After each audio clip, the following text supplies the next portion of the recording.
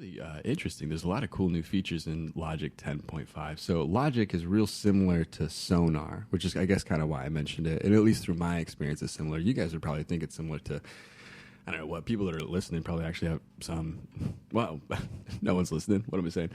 If someone were to bother to try and find some information out about Logic and they ended up listening to this podcast, they'd probably have had some information about it, or they would be coming from an experience with Avid's Pro Tools. And Pro Tools is like the industry standard for multi-tracking DAW software.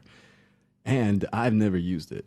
I've never opened Pro Tools. I've never seen Pro Tools, in its process at all. I don't know. I've looked at a couple of videos or something, but yeah, I have no experience working in Pro Tools, and I don't know. I'm not a fan of Avid's software overall. For Pro Tools or for the Avid system of video editing stuff either. I'm not really that interested in the kind of stuff that they put together.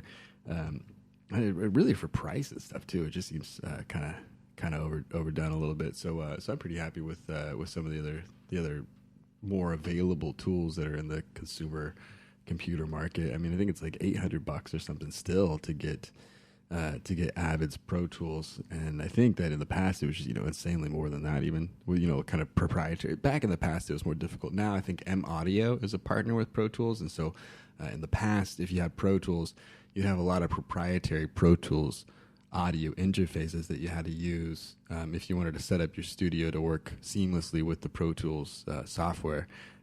Now I think they've made a deal with M Audio, which is sort of like a less expensive audio interface manufacturer. They've had like interfaces and microphones, and they've got like an array of. I think they've got like some studio monitors. They've got some interfaces. They've got like keyboards is a big one that they've got. I've got a keyboard over here from M Audio. And what is it? Yeah, M Audio. They're less expensive. They make Pro Tools interfaces, which is cool now, so that they've got a partnership with Pro Tools. And I think that they've been trying to make that more accessible to musicians, probably because it's become a more competitive market with, really with like Logic Pro. I think the industry standard stuff is, I don't know. It always seems like more secure than it should be. Or, it doesn't seem like an absolute that Pro Tools should be the digital audio workstation of engineers across the world. But for whatever reason, it's just kind of taken over. And as those people, are still in those positions, I think that's just what's taught in audio recording school as like a standard. Even though there's a lot of other good services and choices out there.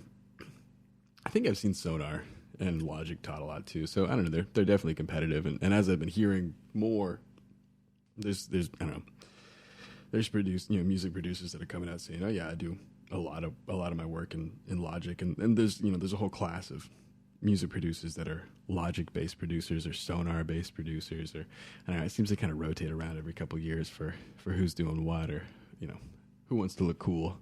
People that use Pro Tools want to look cool probably a lot of the time.